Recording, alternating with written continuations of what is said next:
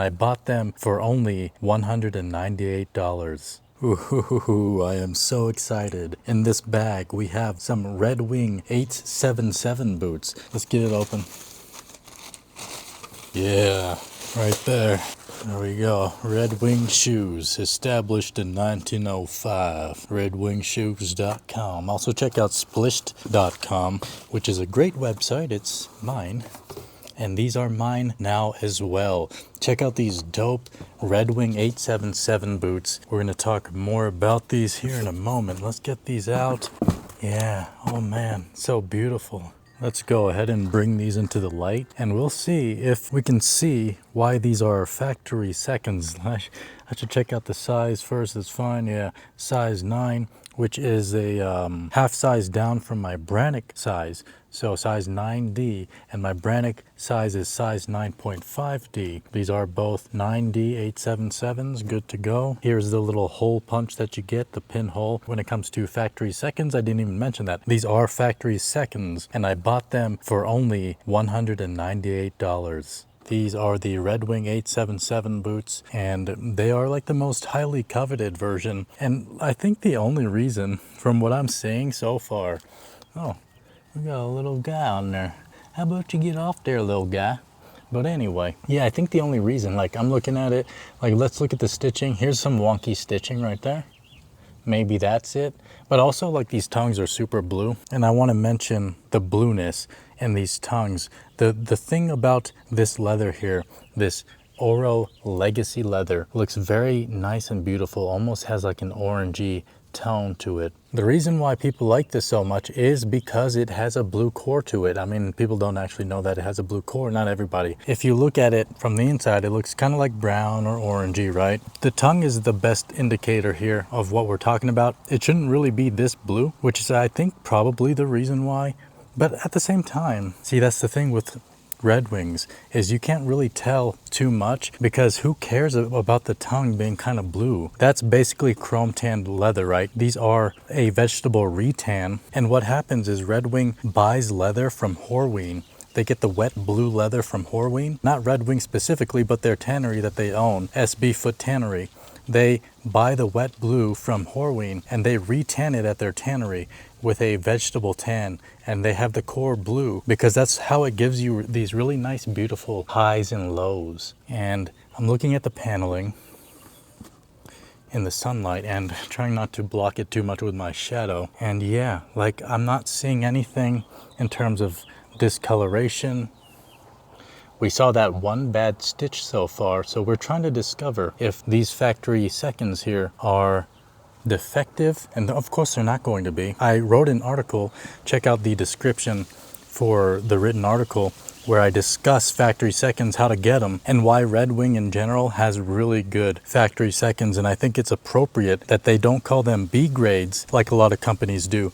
They call them factory seconds, which is, you know, just another terminology, but in my mind, they make the best factory seconds in a sense, like in the sense that they have a high standard even for their factory seconds. And let's go ahead and get them laced up and put on. I know these are my size already because I used to own the 875, which are like the 6-inch version of these 877s.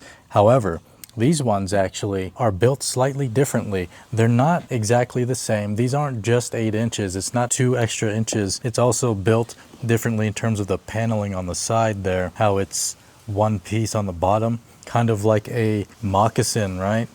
Like how the moccasin is built.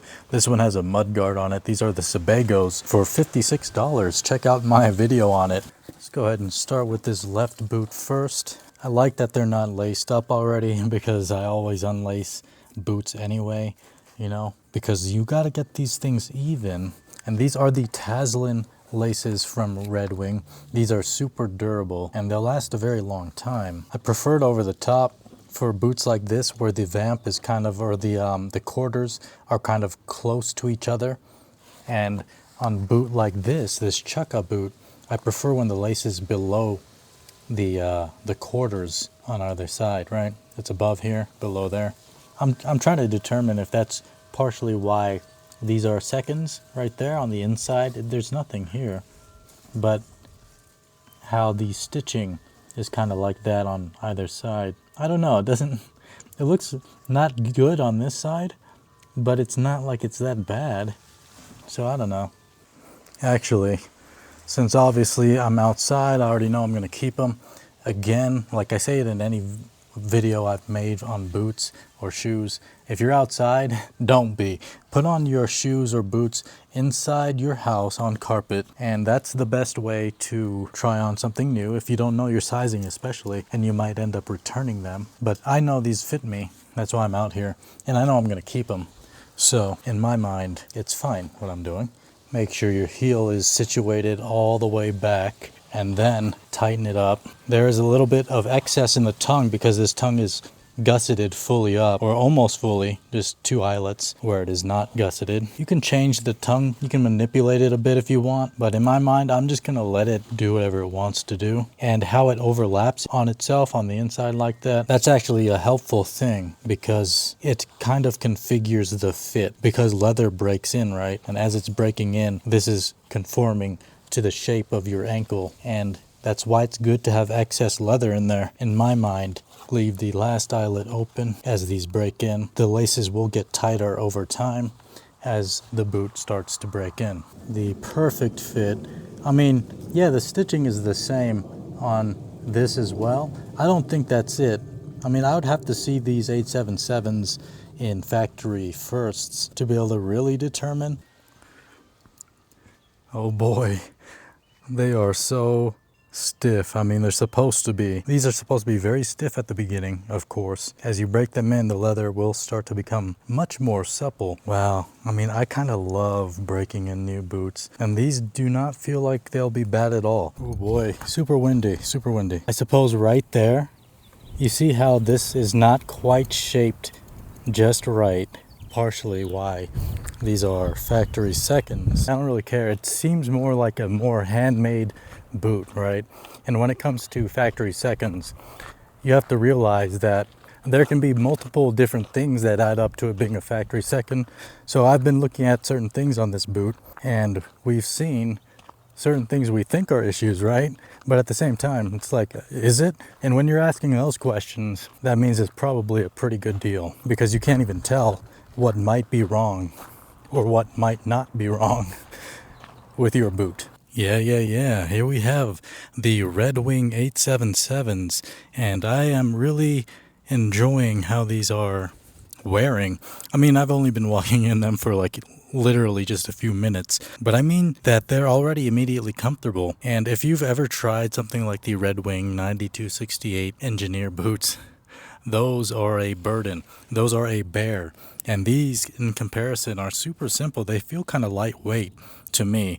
But if you're not a heritage boot kind of person, that might not be true for you, because this is a rugged boot.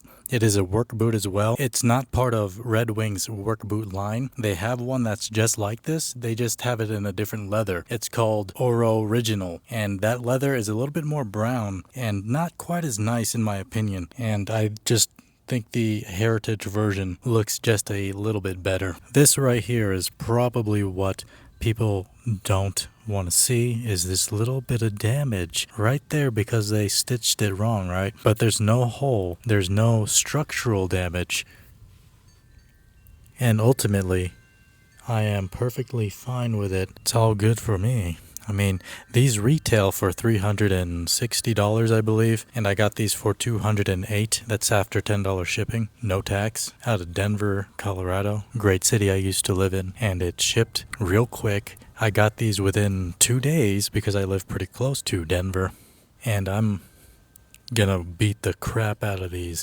That's a big reason I don't really care, is because these are supposed to be, beaters, man. You beat these things, man.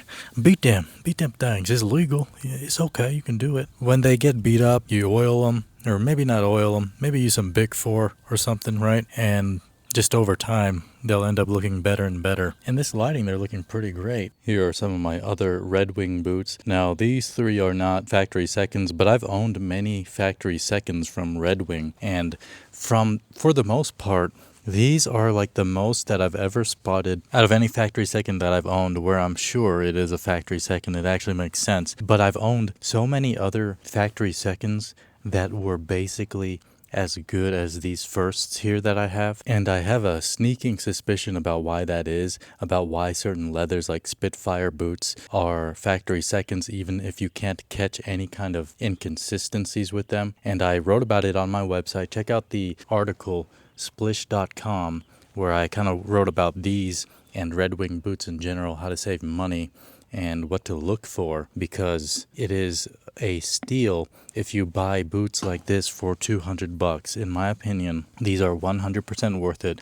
I don't think I would have paid the $360 for these, but $200, I'm super happy with them. There's nothing structurally wrong, and they will age and patina beautifully over time. The Red Wing 877 are probably one of my favorite model of Red Wing heritage boots, and I'm surprised that it took me this long to begin to wear them, or, to buy them. Although, as I just mentioned, I don't think I would have paid the $360. But Red Wing doesn't increase their prices drastically and too often. Unlike many companies I've seen online, they have been around the same price range for quite a while. Get that out of my pocket. And they're definitely worth it, especially if you have the money for it and you maybe don't own as many boots as I do, because the boots I've shown were only Red Wing boots. I own more than just Red Wings. And when it comes to owning a lot of boots, you tend to think like, should I be paying $360 for a new pair, or should I just spend the $200, save a lot of money, get people onto them, and let people know about deals like this? Because I know a lot of people are in the same situation where we like to buy things, we like to own things, and not everybody in this position, of course, reviews things on YouTube or online like my website, but regardless of your reason for it, there's a lot of us in this field where we want to save as much as possible. And I think even if you're not even part of this heritage community where you're buying a bunch of stuff, you're just watching this video randomly because you are interested in these boots. My point, I guess, I'm making is there's nothing wrong with saving some money. But at the same time, if you want to support the company directly, made in USA, baby, then go to their website and just buy it off there. But otherwise, you can use Sierra.com, Berkeley Supply, or other websites. Check out, again, the article on my site so you can learn how to save a lot of money on some beautiful Red Wing boots.